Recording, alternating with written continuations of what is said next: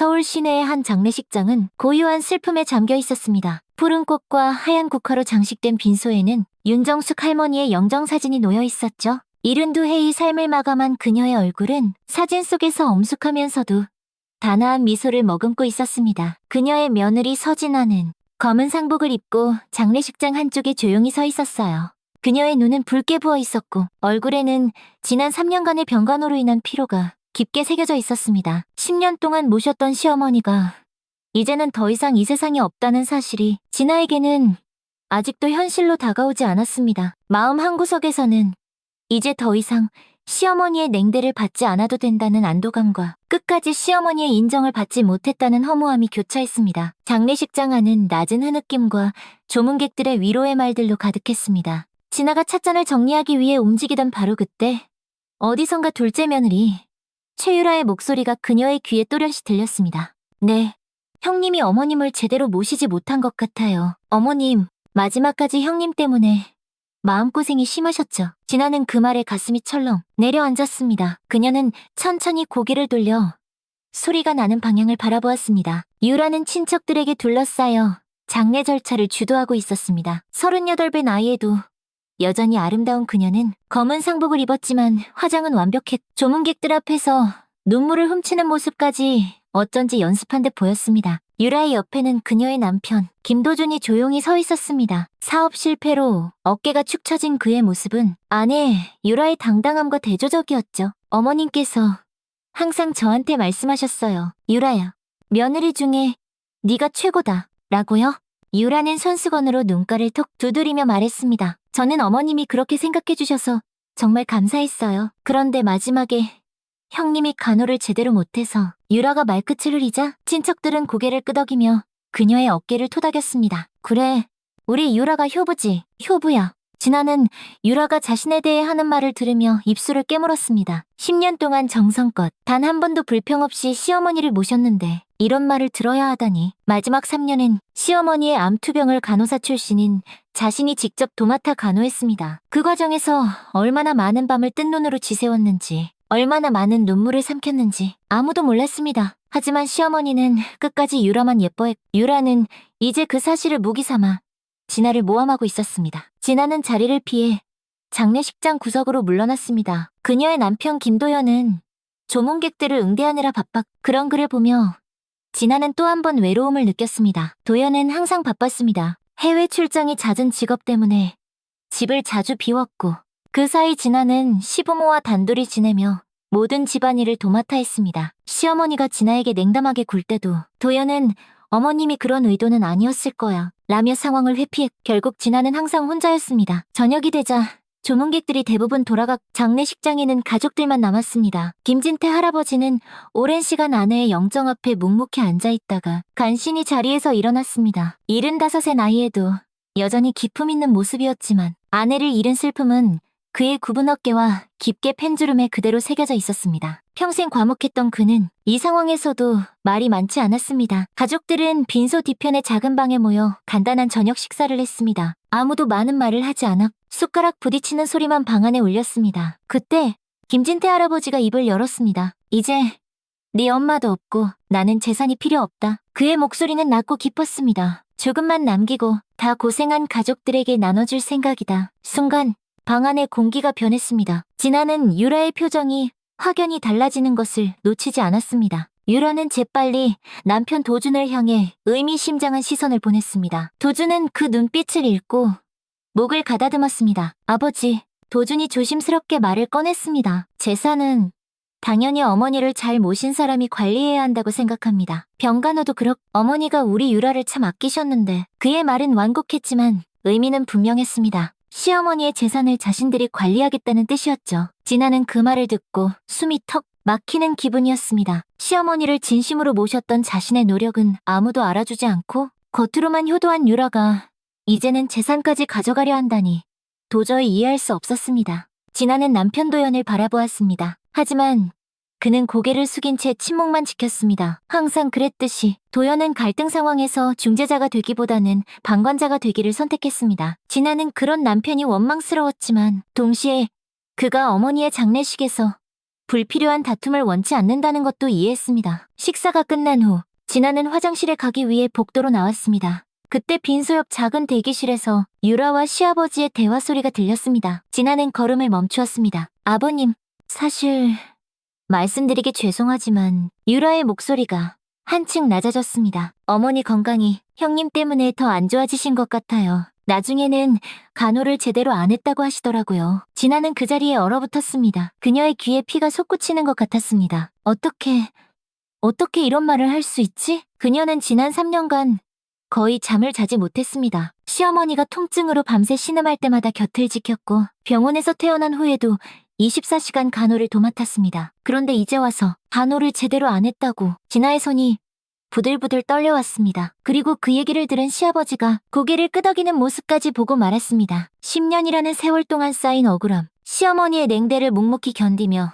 최선을 다했던 시간들, 밤낮으로 병간호를 하며 흘린 땀과 눈물이 모두 한순간에 부정당하는 느낌이었습니다. 그녀의 온몸이 떨리기 시작했습니다. 더 이상 참을 수 없었습니다. 자신의 모든 희생과 정성이 이렇게 짓밟히는 것을 그냥 지켜볼 수는 없었습니다. 진아는 다시 빈소로 향했습니다. 그녀의 발걸음은 무거웠지만 마음은 이미 결정을 내린 듯 단단했습니다. 휑한 표정으로 진아가 빈소에 들어서자 가족들은 모두 그녀를 바라보았습니다. 모두의 시선이 집중되었지만 진아는 그것을 느끼지 못했습니다. 그녀의 시선은 오직 재단과 시어머니의 영정사진에만 고정되어 있었습니다. 진아의 얼굴은 창백했, 눈에는 분노와 상처의 불꽃이 일렁였습니다. 10년 동안 어머님을 지극정성으로 모셨는데 이렇게 모욕을 당해야 합니까? 진아의 목소리가 떨렸습니다. 그 얘기를 들은 유라와 시아버지도 진아에게 다가와 그녀를 바라봤습니다. 재산이 목적이었다면 저도 이렇게 고생하지 않았을 겁니다. 그리고 동서, 어떻게 그런 말을 할 수 있어? 나는 어머님 마지막 순간까지. 그녀의 목소리가 흐려졌고 눈에서는 뜨거운 눈물이 쏟아졌습니다.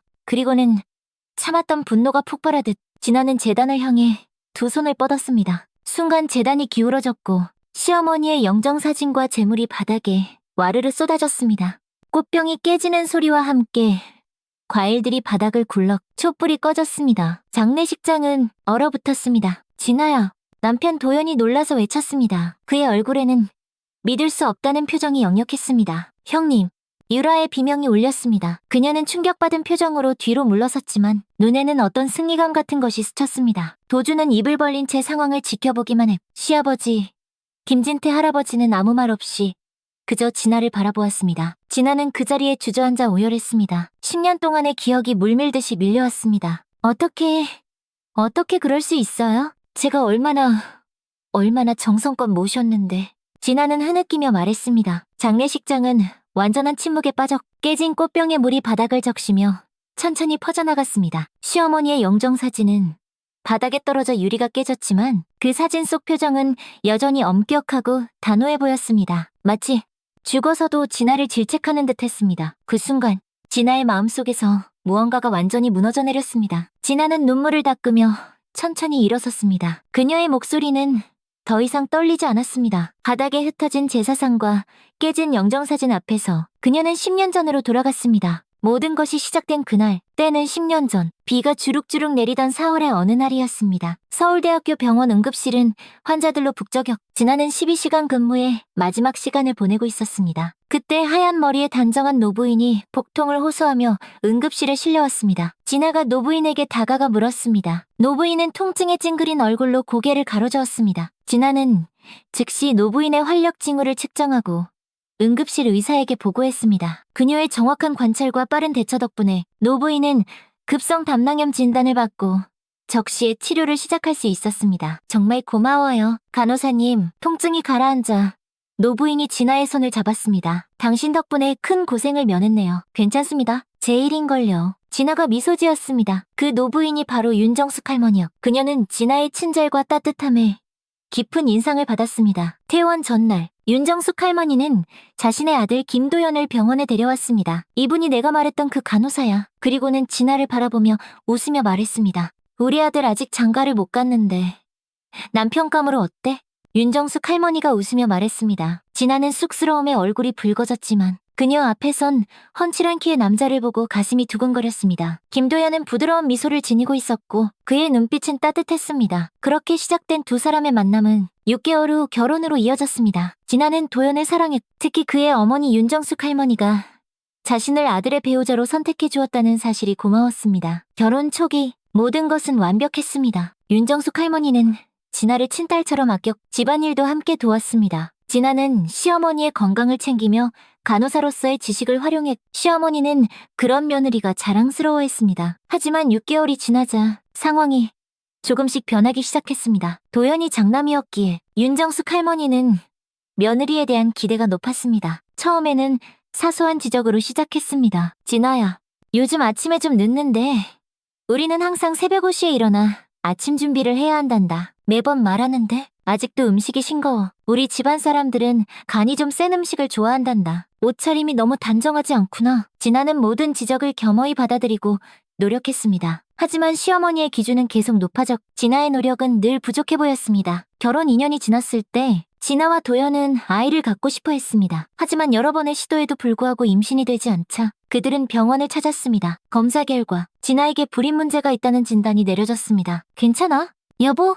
우리는 둘이서도 행복하게 살 수 있어. 도연이 진아를 위로했지만 그녀는 자신의 문제로 남편에게 아이를 줄 수 없다는 사실에 깊은 상처를 받았습니다. 더 큰 충격은 시어머니의 변한 태도였습니다. 불임 사실이 알려지자 윤정숙 할머니는 진아를 대하는 방식이 완전히 달라졌습니다. 대를 이을 손자도 못 낳는 며느리가 무슨 소용이니? 우리 집안에 무슨 죄가 있어서 이런 며느리가 들어왔나? 도연아, 너는 아직 젊으니 다시 시작할 수도 있어. 시어머니의 날카로운 말들은 진아의 가슴에 깊은 상처를 남겼습니다. 도연은 어머니의 그런 말에 크게 반발하지 않았습니다. 그저 어머니도 집안때를 잇는 게 중요하니까 그러시는 거야 라고만 말했습니다. 진아는 남편이 자신을 적극적으로 변호해주지 않는 것에 더욱 외로움을 느꼈습니다. 결혼 5년 차에 시동생 김도준이 결혼했습니다. 그의 아내 최유라는 첫인상부터 완벽했습니다. 명문대 출신의 단정한 외모, 공손한 태도까지 갖춘 유라는 처음부터 시어머니의 마음을 사로잡았습니다. 유라는 정말 예쁘고 너무 잘해.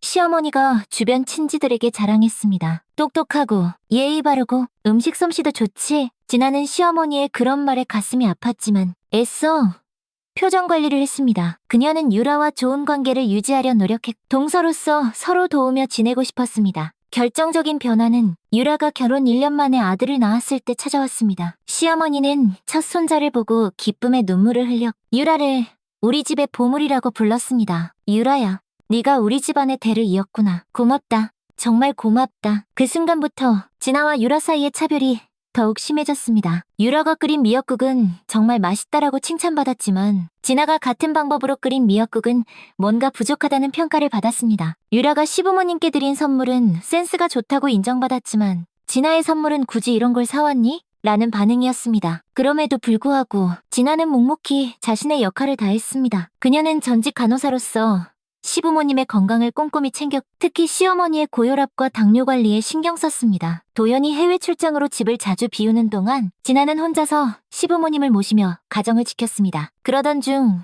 결혼 7년 차에 시어머니가 대장암 진단을 받았습니다. 초기에는 수술로 완치 판정을 받았지만 3년 후 암이 재발했고 이번에는 상황이 심각했습니다. 시어머니는 화학치료와 방사선 치료를 시작했고 부작용으로 인해 일상생활이 어려워졌습니다. 진아는 자신의 경력을 뒤로하고 시어머니의 병간호에 전념했습니다. 그녀는 시어머니의 약 복용 시간을 관리하고 영양가 있는 식사를 준비했으며 밤에는 2시간마다 일어나 체위를 바꿔 욕창을 방지했습니다. 항암 치료 후 구토가 심할 때도 통증으로 밤을 새울 때도 진아는 항상 시어머니 곁을 지켰습니다. 하지만 시어머니의 표정은 여전히 차가웠고 진아의 헌신에 대한 고마움을 표현하지 않았습니다. 오히려 유라가 가끔 방문할 때만 환하게 웃으며 반겼습니다. 어머나, 우리 유라 왔구나. 아이고, 바쁜데 어떻게 왔니? 미안하게. 우리 며느리 유라는 시어머니 앞에서만 효부 행세를 했고 실제 간호는 거의 하지 않았습니다. 그녀는 방문할 때 화려한 꽃다발과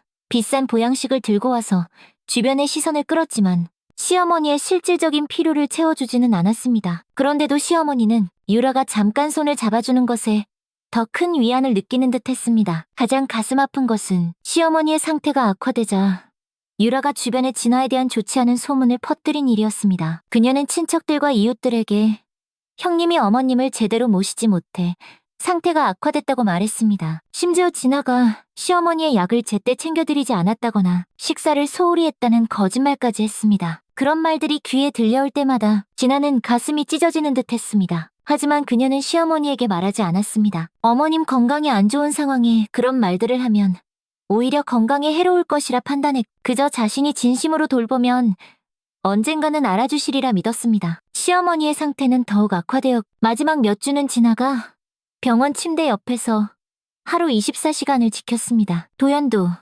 해외 출장을 미루고 돌아왔지만 그는 어머니의 상태를 보고 감당하지 못했습니다. 결국 마지막 순간에도 진아가 홀로 시어머니의 임종을 지켰습니다. 어머님, 편히 가세요. 제가 아버님 잘 모실게요. 진아가 시어머니의 손을 잡고 속삭였습니다. 시어머니는 마지막 순간 진아의 손을 약하게 꼭 쥐었습니다. 그리고 그녀의 눈에서 한 줄기 눈물이 흘러내렸습니다. 그것이 진아에게 남긴 마지막 메시지였습니다. 시어머니가 돌아가신 후 진아는 깊은 슬픔에 잠겼습니다. 10년간의 서운함과 상처에도 불구하고 그녀는 진심으로 시어머니를 그리워했습니다. 그리고 장례식장에서 유라가 한 말을 들었을 때 10년간 쌓인 모든 억울함과 분노가 한순간에 폭발했습니다. 그녀의 눈에서는 뜨거운 눈물이 흘러내려 10년간의 헌신과 소외감이 그 눈물에 담겨 있었습니다. 장례식장의 무거운 침묵 속에서 그녀는 자연스럽게 시아버지 김진태 할아버지를 바라보았습니다. 75의 노학자는 여전히 담담한 표정으로 상황을 지켜보고 있었습니다. 아버님, 진아가 떨리는 목소리로 말을 이었습니다. 아버님은 항상 말씀이 없으셨지요. 김진태 할아버지는 평생 말보다 행동으로 살아온 사람이었습니다. 서울대학교 국문학과 교수로 30년을 재직하며 그는 강의실에서도 필요한 말만 간결하게 했습니다. 학생들은 그를 침묵의 김 교수라고 불렀지만 동시에 그의 통찰력과 지혜를 존경했습니다. 가정에서도 그는 과묵했습니다. 아침 식사 시간에 신문을 읽으며 가끔 오늘 날씨가 좋구나라고 말하는 정도였고 저녁 식사 때는 밥이 맛있다는 짧은 칭찬이 전부였습니다. 대부분의 집안 대소사는 아내 윤정숙 할머니가 결정해 그는 묵묵히 따랐습니다. 진아가 이 집에 며느리로 들어온 첫날 김진태 할아버지는 단 한마디만 했습니다. 잘 부탁한다. 그 후로 그는 진아에게 거의 말을 걸지 않았지만 항상 관심 있게 지켜보고 있었습니다. 식사 시간에 윤정숙 할머니가 진아의 음식을 비난할 때마다 김진태 할아버지는 조용히 그 음식을 더 많이 먹었습니다. 진아가 시어머니의 고혈압 약을 정확히 챙겨드리는 모습, 밤늦게까지 집안일을 하는 모습, 그리고 시어머니의 냉담한 대우에도 묵묵히 참는 모습까지 모두 그의 눈에 담겨 있었습니다. 유라가 가족에 합류한 후 김진태 할아버지는 더욱 침묵했습니다. 시어머니가 유라를 노골적으로 편애하는 상황에서 그는 불편한 기색을 내비쳤지만 직접 개입하지는 않았습니다. 유라는 시아버지의 과묵함을 약점으로 여기고 그를 무시했습니다. 김진태 할아버지가 거실에서 책을 읽고 있으면 유라는 마치 그가 없는 것처럼 행동했고 시어머니에게만 온갖 관심을 쏟았습니다. 어머님, 이 영양제 정말 좋다고 해서 사왔어요. 어머님, 제가 어머님 좋아하시는 도라지 무침 만들어 왔어요. 어머님, 손주, 보세요. 어머님 닮아서 정말 예쁘죠. 유라는 시어머니의 마음을 사로잡기 위해 모든 노력을 다했지만 시아버지에게는 아버님, 식사하세요라는 형식적인 인사만 건넸습니다. 그런 유라의 태도에도 김진태 할아버지는 특별한 반응을 보이지 않았습니다. 하지만 그의 날카로운 눈은 유라가 시어머니 앞에서만 효부 행세를 하고 뒤에서는 전혀 다른 모습을 보이는 것을 놓치지 않았습니다. 어느 날 저녁, 진아가 설거지를 하고 있을 때 김진태 할아버지가 부엌에 들어왔습니다. 그는 잠시 진아를 바라보다가 조용히 말했습니다. 물 한 잔만 줄 수 있나? 진아는 즉시 깨끗한 컵에 물을 따라 시아버지께 드렸습니다. 김진태 할아버지는 물을 마시고 컵을 내려놓은 후 갑자기 진아의 어깨에 손을 얹었습니다. 난 다 알고 있다. 그의 목소리는 낮고 깊었습니다. 너무 마음 쓰지 말거라. 그 짧은 말 한마디에 진아의 눈에서는 뜨거운 눈물이 주르륵 흘러내렸습니다. 그동안 쌓인 외로움과 서러움이 한순간에 무너지는 것 같았습니다. 시아버지가 자신의 상황을 이해하고 있다는 사실만으로도 큰 위로가 되었습니다. 진아는 더 이상 말을 잇지 못했습니다. 김진태 할아버지는 조용히 손수건을 내밀어 진아의 눈물을 닦아주었습니다. 그리고 그는 아무 말 없이 부엌을 나갔습니다. 그 짧은 순간이 진아에게는 10년 중 가장 따뜻한 순간으로 기억되었습니다. 시어머니의 암이 재발하고 상태가 점점 악화되면서 김진태 할아버지의 내적 갈등은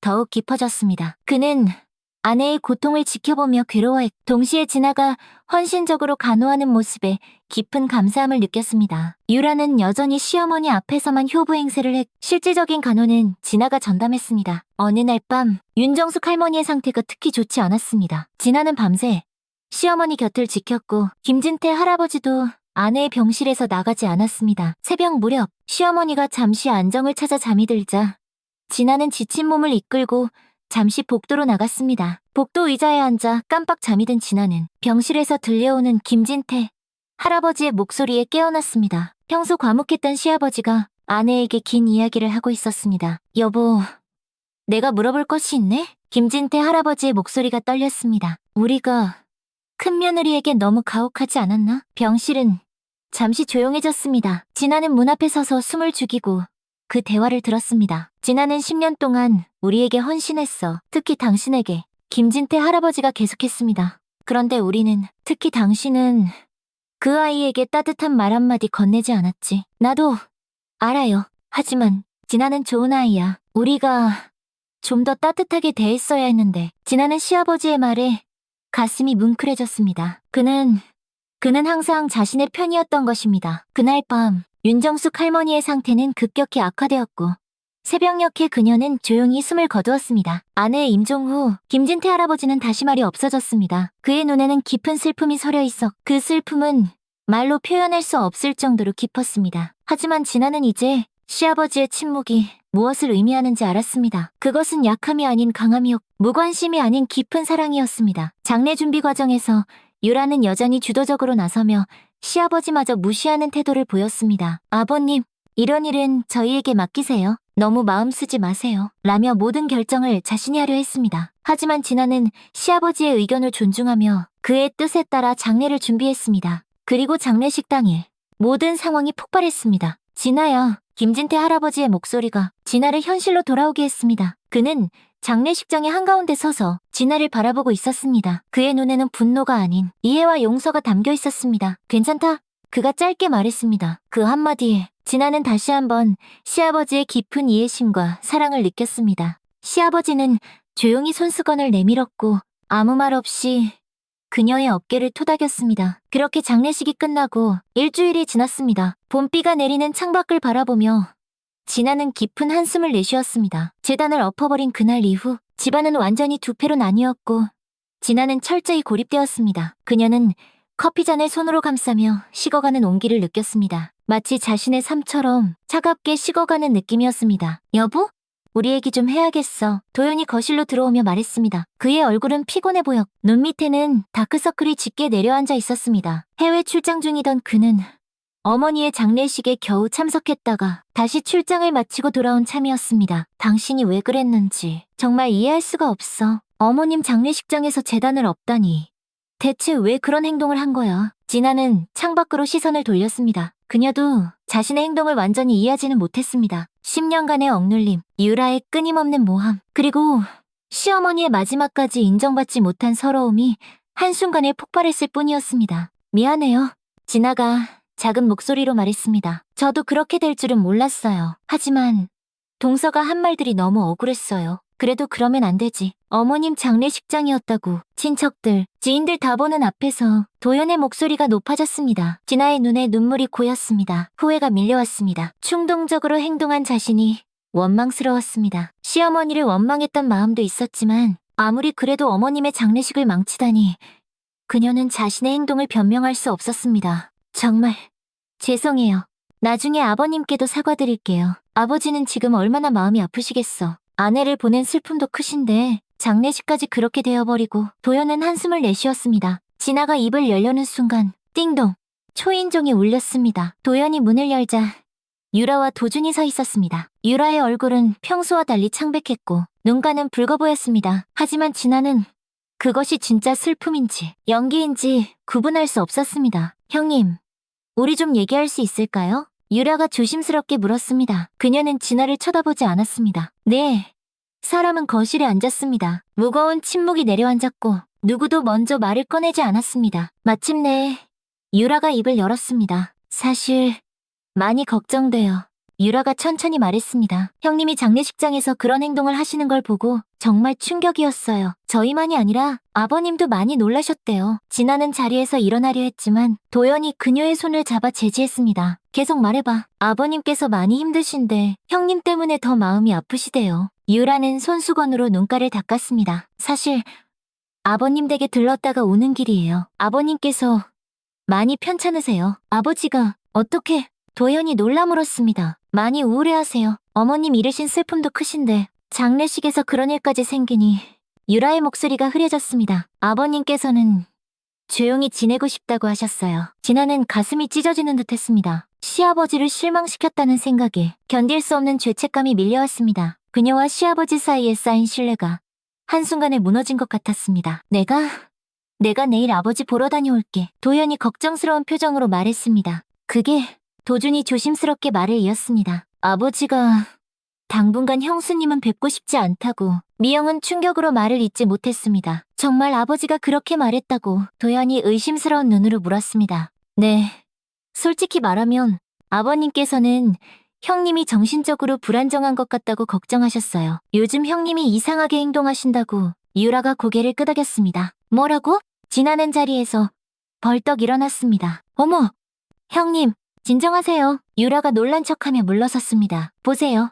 또 이렇게 감정 조절을 못하시잖아요. 도연은 혼란스러운 표정으로 진아를 바라보았습니다. 그의 눈에는 의심과 걱정이 교차했습니다. 진아의 눈에서 눈물이 흘러내렸습니다. 형님, 잠시 쉬는 게 좋을 것 같아요. 어머님 간호하느라 너무 지치셨잖아요. 그동안 저희가 아버님을 모실게요. 진아는 유라의 말에 담긴 의도를 곧바로 알아차렸습니다. 그녀는 자신을 가족에게서 떼어놓으려는 것이었습니다. 아버지의 재산을 노리는 유라가 이제는 시아버지까지 자신의 편으로 만들려 하고 있었습니다. 그렇게 유라와 도준이 돌아간 후 진아는 남편에게 진실을 설명하려 했습니다. 하지만 도연은 지쳐 보여 더 이상의 대화를 원치 않는다는 듯 손을 들어 진아의 말을 막았습니다. 오늘은 그만 자자. 내일 내가 아버지 뵙 천천히 생각해볼게. 그날 밤 진아는 잠을 이루지 못했습니다. 유라가 집안 전체에 자신을 정신적으로 불안정한 사람으로 몰아가고 있다는 것이 명백했습니다. 더 끔찍한 것은 남편 도연이 그 말을 반신반의하고 있다는 점이었습니다.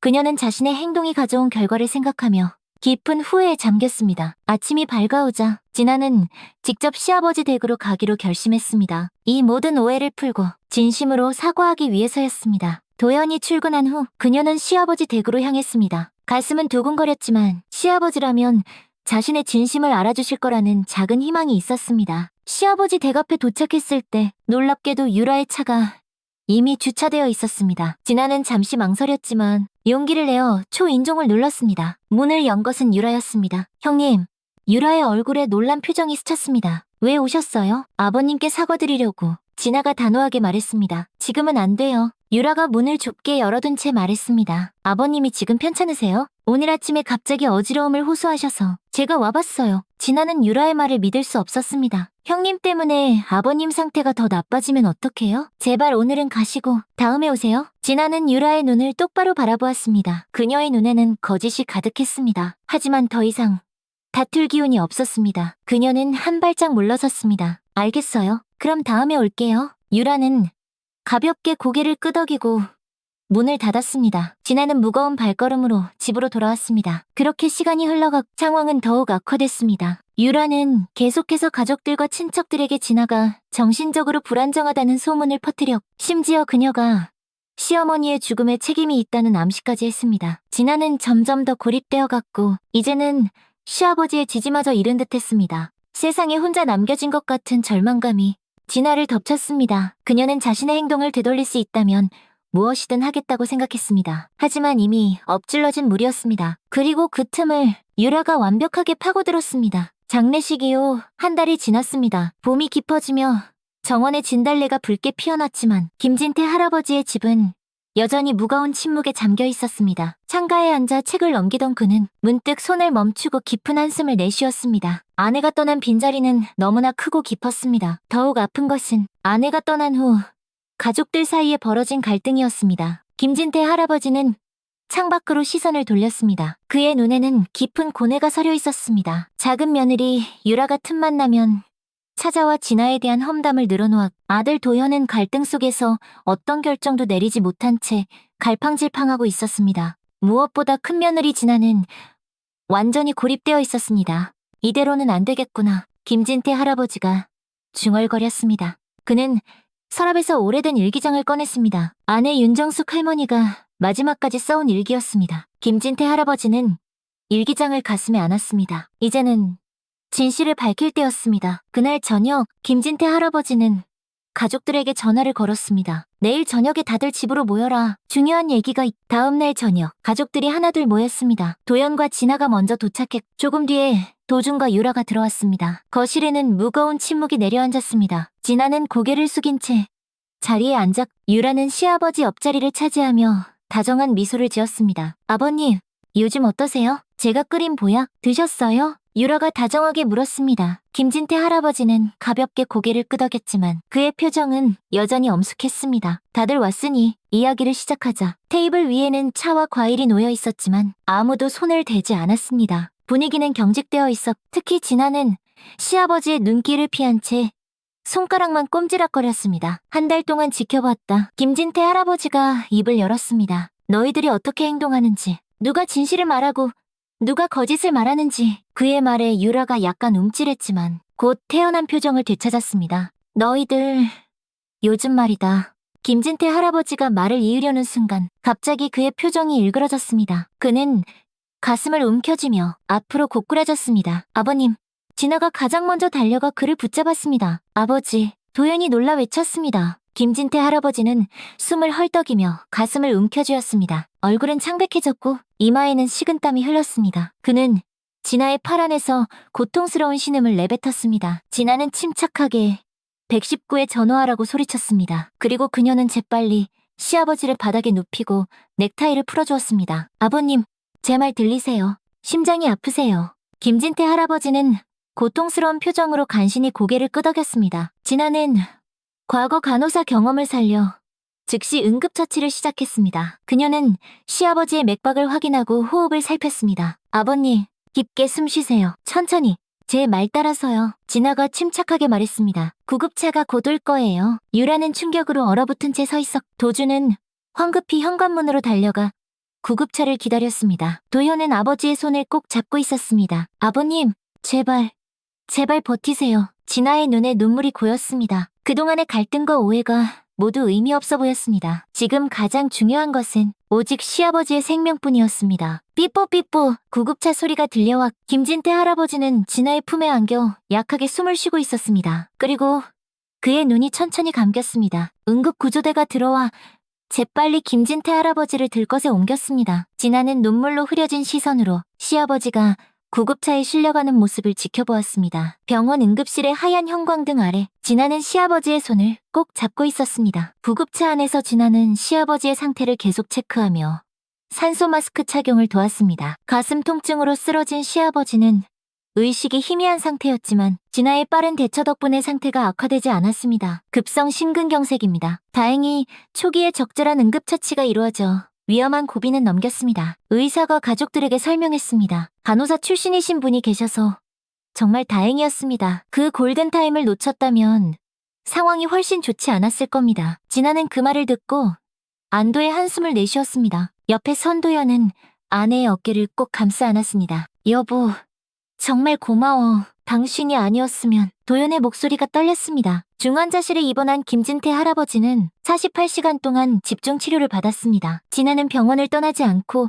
시아버지 곁을 지켰습니다. 간호사 출신인 그녀는 의료진과 원활하게 소통하며 시아버지의 상태를 꼼꼼히 확인했습니다. 매시간 체크되는 활력 징후, 약물 투여 시간, 수액 교체 시간까지 모두 기록했습니다. 유라와 도주는 첫날 병문안을 왔다가 곧 돌아갔습니다. 저희는 내일 중요한 약속이 있어서요. 내일 다시 올게요. 유라는 그렇게 말하고 서둘러 병원을 떠났습니다. 하지만 그 다음 날도 유라는 짧게 방문했다가 바빠서라는 핑계로 일찍 자리를 떴습니다. 진아는 그런 유라를 원망하지 않았습니다. 지금 가장 중요한 것은 시아버지의 회복이었기 때문입니다. 사흘 후 김진태 할아버지의 상태가 안정되어 일반 병실로 옮겨졌습니다. 진아는 병실에서 거의 살다시피 했습니다. 그녀는 병원 음식 외에도 직접 준비한 죽과 과일즙을 가져와 시아버지의 회복을 도왔습니다. 진아야, 집에 가서 좀 쉬어. 도연이 걱정스럽게 말했습니다. 괜찮아요. 진아가 답했습니다. 병원 생활이 일주일째 되던 날, 유라와 도준이 다시 방문했습니다. 이번에는 평소보다 오래 머물렀. 유라는 가족들 앞에서 시아버지를 극진히 대했습니다. 아버님, 퇴원하시면 저희 집에 오셔서 편히 쉬세요. 유라가 다정하게 말했습니다. 시아버지는 아직 말을 많이 하기 힘든 상태였지만 고개를 살짝 끄덕이며 감사의 뜻을 표했습니다. 유라는 만족스러운 표정으로 미소 지었습니다. 저녁이 되자 유라와 도주는 병실을 나갔고 진아는 복도에서 화장실을 다녀오려던 참이었습니다. 그때 병실 문 밖에서 유라와 도준이 나누는 대화가 들렸습니다. 에이, 아버님도 오래 못 사실 텐데 뭐하러 병원비를 써? 그냥 요양원에 모시는 게 낫지 않아? 유라의 말에 진아는 충격을 받아 발걸음을 멈추었습니다. 유라야, 그런 말은 여기서 하지 말자. 알겠어요. 근데 분명히 말했어요. 저는 아버님 절대 못 모셔요. 재산 받으면 요양원으로 보내는 거예요. 알겠죠? 유라의 목소리는 냉정했습니다. 진아는 그 말을 듣고 가슴이 찢어지는 것 같았습니다. 그리고 유라의 시아버지를 향한 태도에 너무나 화가 났습니다. 자신이 들은 내용을 시아버지께 말해야 할지 고민되었습니다. 시아버지의 건강이 걱정됐지만 한편으로는 시아버지가 진실을 알 권리가 있다고 생각했습니다. 한참을 고민한 끝에 결국 진아는 시아버지의 건강을 우선 생각하기로 했습니다. 지금은 회복이 가장 중요했고 이런 충격적인 이야기는 그의 상태를 악화시킬 수 있었습니다. 그녀는 이 비밀을 가슴속에 묻어두고 나중에 얘기해야겠다고 생각했습니다. 다음 날 아침, 진아는 평소와 같이 일찍 병실에 도착했습니다. 밤새 시아버지의 상태를 확인하던 간호사가 반가운 소식을 전했습니다. 어제보다 훨씬 호전되셨어요. 산소 포화도도 안정적이고 활력 징후도 좋습니다. 오늘 담당의 선생님이 진찰하시면 아마 좋은 소식 들으실 수 있을 거예요. 진아는 기쁜 마음으로 병실에 들어갔습니다. 시아버지는 여전히 산소 마스크를 쓰고 있었지만 어제보다 훨씬 편안해 보였습니다. 그녀는 시아버지의 머리맡에 앉아 손을 잡았습니다. 아버님, 좋은 아침이에요. 오늘은 어제보다 많이 좋아지셨대요. 진아가 밝게 말했습니다. 놀랍게도 김진태 할아버지가 천천히 눈을 떴습니다. 그의 눈은 맑았고 진아를 똑바로 바라보았습니다. 시아버지가 산소 마스크를 조금 내리려 하자 진아가 재빨리 도왔습니다. 김진태 할아버지는 진아의 손을 꼭 잡았습니다. 그 손에는 예전에는 없던 힘이 느껴졌습니다. 그의 입술이 움직였고 비록 작은 목소리였지만 또렷한 말이 나왔습니다. 진아야?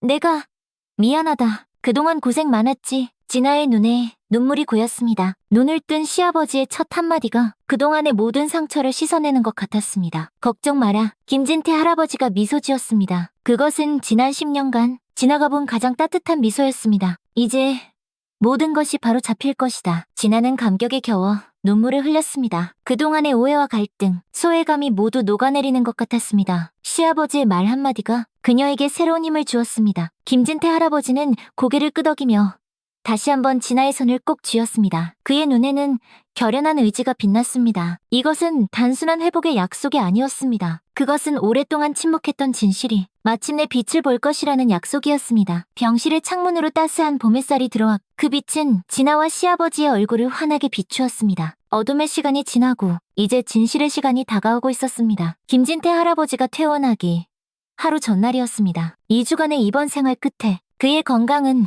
놀라울 정도로 회복되었습니다. 의사들도 그의 빠른 회복에 놀랐습니다. 특히 진아의 헌신적인 간호가 큰 역할을 했다고 입을 모았습니다. 오늘은 모두 와주길 바란다. 김진태 할아버지가 진아에게 말했습니다. 가족 모두 함께 모여야 할 일이 있다. 진아는 시아버지의 말씀대로 도연, 도준, 유라에게 연락했습니다. 오후 2시 병실 안에는 모든 가족이 모였습니다. 좁은 병실은 긴장감으로 가득했습니다. 유라가 가장 먼저 달려와 김진태 할아버지 옆자리를 차지했습니다. 그녀는 평소보다 더 화려하게 화장하고 값비싼 옷을 입고 있었습니다. 아버님, 괜찮으시죠?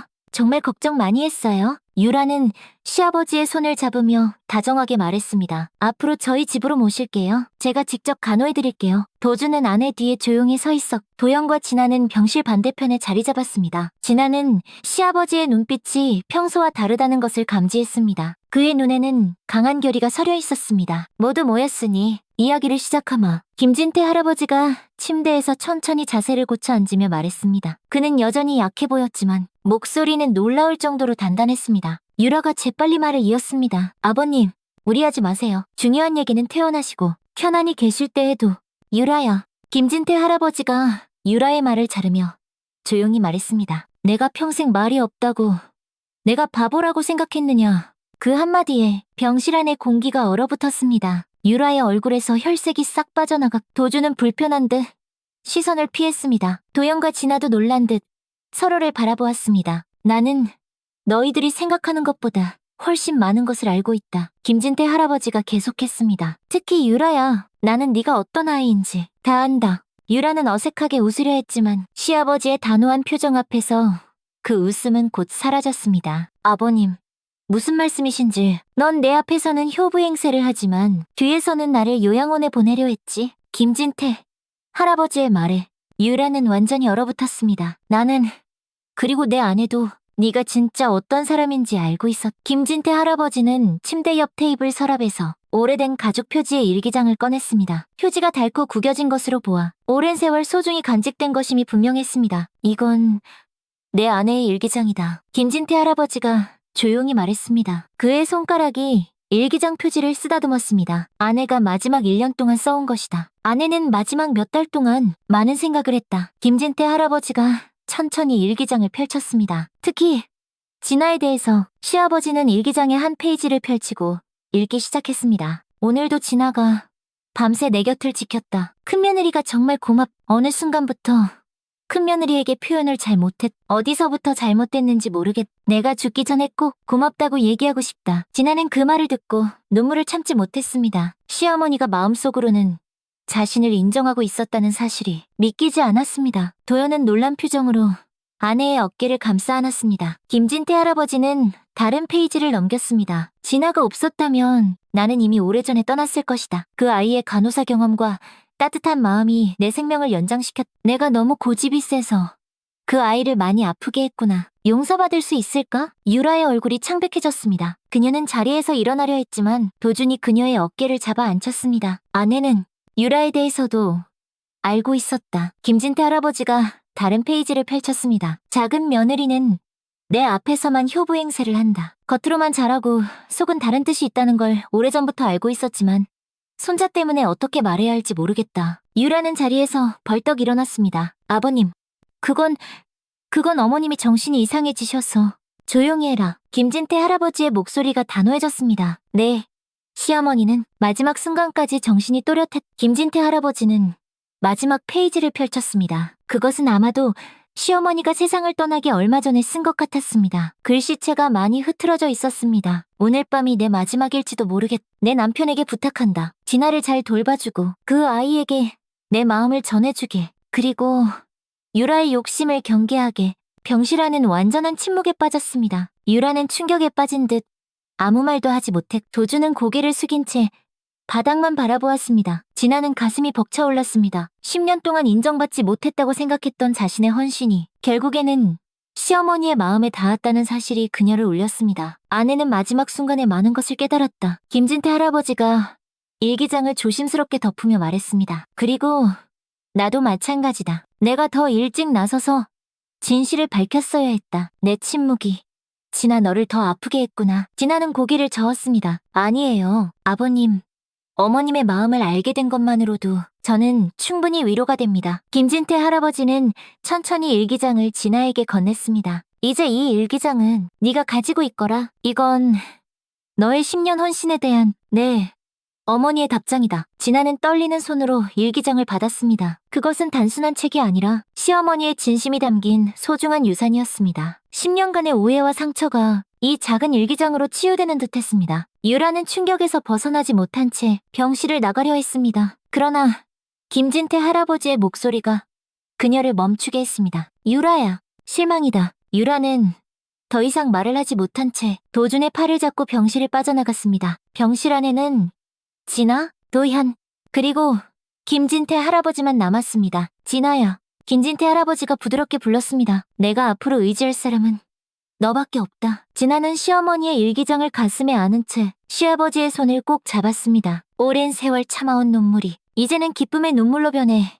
그녀의 뺨을 적셨습니다. 무거운 침묵이 내려앉았지만 그것은 이전과는 다른 종류의 침묵이었습니다. 오해와 갈등이 아닌 이해와 화합의 침묵이었습니다. 이제 우리는 진정한 가족으로 새롭게 시작하자. 김진태 할아버지가 미소 지으며 말했습니다. 너무 오랫동안 침묵했던 것을 용서해라. 진아여. 진아는 시아버지의 손을 꼭 잡았습니다. 그녀의 눈에는 더 이상 눈물이 없었습니다. 대신 희망과 감사함이 빛나고 있었습니다. 도연은 아내와 아버지의 손을 함께 잡았습니다. 오랫동안 묵인했던 진실이 마침내 밝혀지고 정의가 실현되는 순간이었습니다. 창밖으로 따스한 햇살이 병실을 환하게 비추었습니다. 마치 윤정숙 할머니도 이 순간을 축복하는 것 같았습니다. 시어머니의 49제를 맞은 날, 진아의 집은 아침부터 분주했습니다. 창문으로 들어오는 봄 햇살은 따스했고 창가에 놓인 하얀 국화는 맑은 향기를 내뿜었습니다. 진아는 새벽부터 일어나 정성껏 제사 음식을 준비했습니다. 떡과 과일, 나물과 고기 반찬까지 시어머니가 생전에 좋아하셨던 음식들로 가득했습니다. 여보, 도와줄 것 없어? 도현이 부엌으로 들어오며 물었습니다. 괜찮아. 오늘은 내가 모든 준비를 하고 싶어. 진아는 고개를 저었습니다. 도현은 아내의 어깨를 가볍게 감싸 안았습니다. 정오가 되자 김진태 할아버지가 도착했습니다. 병원에서 퇴원한 후 건강이 많이 회복되었지만 여전히 지팡이에 의지한 채 천천히 걸었습니다. 그의 눈은 맑았고 표정은 편안해 보였습니다. 아버님, 어서 오세요. 진아가 반갑게 맞이했습니다. 많이 좋아지셨네요. 내 덕분이다. 진아야. 김진태 할아버지는 고개를 끄덕였습니다. 유라와 도준 부부는 오지 않았습니다. 병원에서의 일 이후 유라는 연락을 끊었고 도준만 가끔씩 전화를 했습니다. 그는 아내를 설득하려 했지만 유라는 완고했습니다. 유라는 아직 마음의 준비가 안 된 것 같아요. 도준이 전화로 말했습니다. 진아는 그 말에 마음이 아팠지만 이해했습니다. 시간이 필요한 것이었습니다. 거실에는 깔끔하게 제단이 차려졌습니다. 시어머니의 영정사진이 중앙에 놓여 그 앞에는 정성스럽게 준비한 음식들이 가지런히 놓였습니다. 향이 피어오르며 집안에 은은한 향기가 퍼졌습니다. 진아는 마지막으로 제단을 점검했습니다. 그녀는 장례식장에서 자신이 엎어버린 그 제단을 생각하며 가슴이 아팠습니다. 하지만 이제는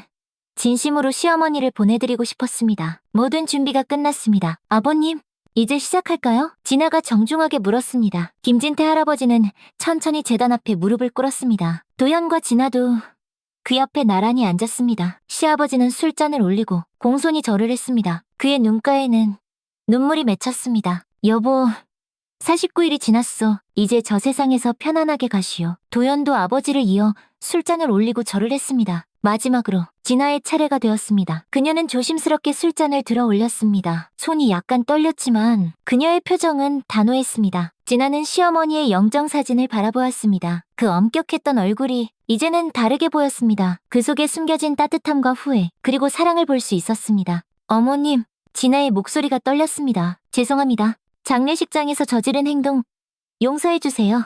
진아는 깊이 고개를 숙였습니다. 그녀의 눈에서 뜨거운 눈물이 흘러내렸습니다. 그동안 감사했어요. 이제 편히 쉬세요. 진아는 정중히 절을 올렸습니다. 그녀의 절에는 10년간의 모든 감정이 담겨 있었습니다. 분노와 서운함, 그리고 이제는 화해와 감사함까지. 제사가 끝나고 세 사람은 조용히 식사를 했습니다. 시어머니가 좋아했던 음식들을 나누어 먹으며 생전의 추억들을 이야기했습니다. 웃음과 눈물이 교차하는 시간이었습니다. 식사가 끝난 후 김진태 할아버지는 조심스럽게 작은 상자를 꺼냈습니다. 낡고 오래된 나무 상자였지만 정교한 조각이 새겨져 있었습니다. 진아야, 이것을 너에게 주고 싶구나. 김진태 할아버지가 조용히 상자를 내밀었습니다. 진아는 놀라움과 의아함이 섞인 표정으로 상자를 받았습니다. 아내가 평생 가장 소중히 여긴 물건이다. 김진태 할아버지가 부드럽게 말했습니다. 결혼 전 그녀의 어머니에게서 받은 것이지. 진아는 조심스럽게 상자를 열었습니다. 안에는 은으로 만든 작은 비녀가 놓여 있었습니다. 단순하지만 우아한 디자인이었고 끝에는 작은 연꽃이 장식되어 있었습니다. 아내는 마지막까지 이것을 너에게 주지 못해 안타까워했단다. 김진태 할아버지가 설명했습니다. 진아는 비녀를 조심스럽게 만졌습니다. 시어머니가 그토록 소중히 그리고 자신에게 주려 했던 물건이라니. 그녀의 눈에 다시 눈물이 고였습니다. 네.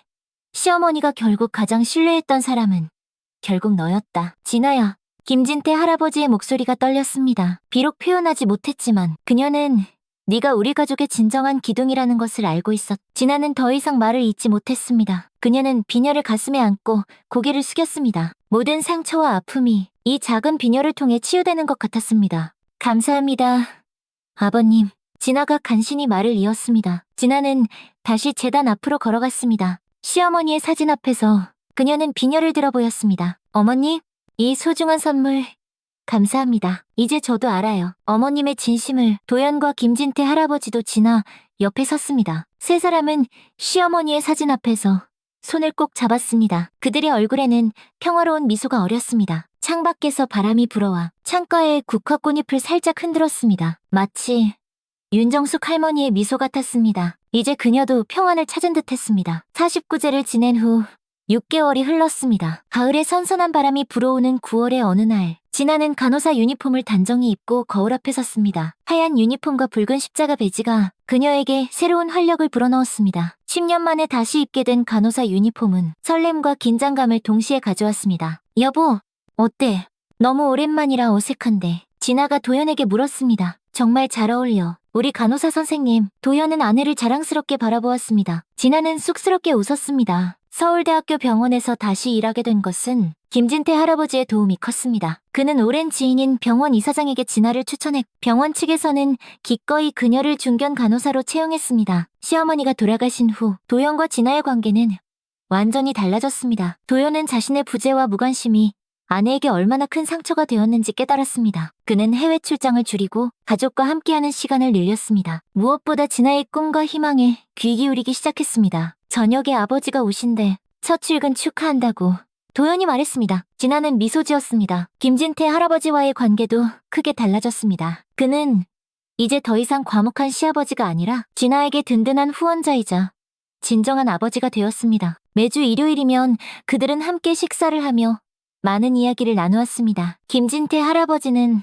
아내를 보낸 슬픔에서 조금씩 벗어나고 있었습니다. 그는 다시 대학 도서관에 나가 책을 읽기 시작했고 오랫동안 멈췄던 문학 연구도 재개했습니다. 특히 진아와 도연과 함께하는 시간이 그에게 큰 위안이 되었습니다. 이제 가볼게. 진아는 마지막으로 거울을 보며 옷매무새를 다듬었습니다. 첫날, 파이팅! 도연이 아내에게 응원의 키스를 해주었습니다. 병원에서의 첫날은 바쁘고 긴장되었지만 진아에게는 보람찬 시간이었습니다. 10년의 공백에도 불구하고 그녀의 손길은 여전히 섬세했고 환자들을 대하는 태도는 따뜻했습니다. 병동수 간호사는 진아의 경험과 능력을 높이 평가했고 동료 간호사들도 그녀를 친절하게 맞이했습니다. 저녁이 되어 진아가 집에 돌아왔을 때 김진태 할아버지는 이미 도착해 있었습니다. 그는 식탁에 정성스럽게 차린 음식들과 함께 특별한 선물을 준비했습니다. 진아야, 첫 출근 축하한다. 김진태 할아버지가 미소 지으며 작은 상자를 건넸습니다. 진아가 상자를 열자 아름다운 청진기가 나왔습니다. 은색 바탕에 그녀의 이름이 새겨져 있었습니다. 아버님, 이런 선물을. 진아의 눈에 감동의 눈물이 맺혔습니다. 네가 다시 꿈을 찾아 나아가는 모습이 정말 자랑스럽구나. 김진태 할아버지가 말했습니다. 식사 중에 진아와 도연은 오랫동안 고민해왔던 이야기를 꺼냈습니다. 아버지, 저희가 결정한 게 있어요. 도연이 조심스럽게 말을 꺼냈습니다. 김진태 할아버지는 호기심 어린 눈으로 두 사람을 바라보았습니다. 아이를 입양하기로 했어요. 김진태 할아버지의 눈이 빛났습니다. 정말이냐? 그건 정말 좋은 소식이구나. 진아와 도연은 안도의 미소를 교환했습니다. 그들은 시아버지의 반응을 걱정했었지만 그의 진심 어린 기쁨에 마음이 놓였습니다. 어떤 아이인지 물어봐도 될까? 김진태 할아버지가 물었습니다. 네, 살 여자아이예요. 진아가 대답했습니다. 이름은 수연이고 정말 예쁘고 밝은 아이예요. 다음 주에 아버님께 소개해드릴게요. 손녀라. 김진태 할아버지의 눈에 기쁨의 눈물이 고였습니다. 네, 어머니가 살아계셨다면 얼마나 좋아하셨을까. 1년 후 봄날의 아름다운 오후 진아의 집 정원은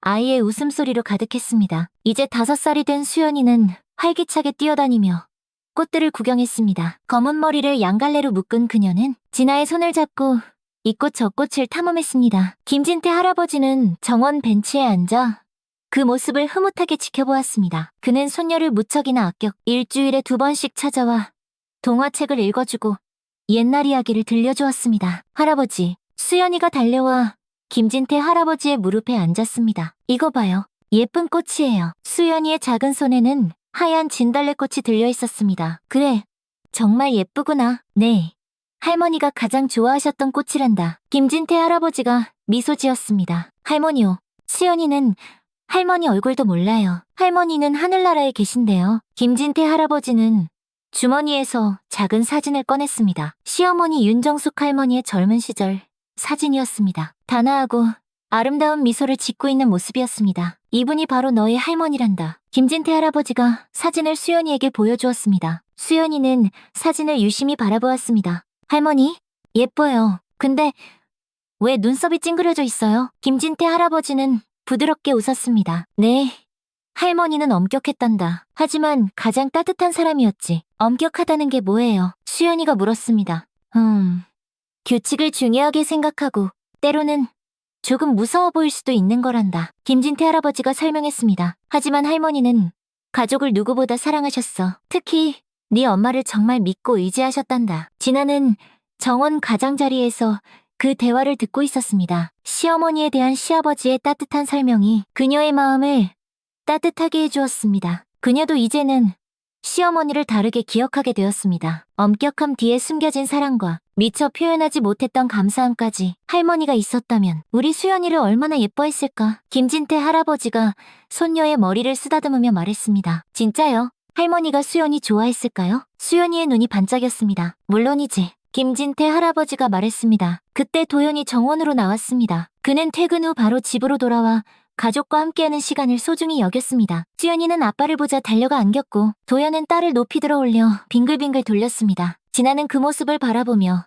행복한 미소를 지었습니다. 10년 전 간호사로서 시어머니를 처음 만났을 때 그녀는 이런 결말을 상상조차 할 수 없었습니다. 많은 시련과 아픔이 있었지만 결국 그것이 그녀를 더 강하게 만들어 진정한 가족의 의미를 알게 해주었습니다. 정원에는 봄바람이 불어왔고 하얀 진달래 꽃잎이 살랑살랑 춤을 추었습니다. 그 모습이 마치 윤정숙 할머니의 미소 같았습니다. 진아는 마음속으로 시어머니에게 말했습니다. 어머님, 보고 계신가요? 우리는 이제 진정한 가족이 되었어요. 앞으로도 어머님이 사랑하셨던 이 가족, 제가 잘 지켜나갈게요. 감사합니다. 아만,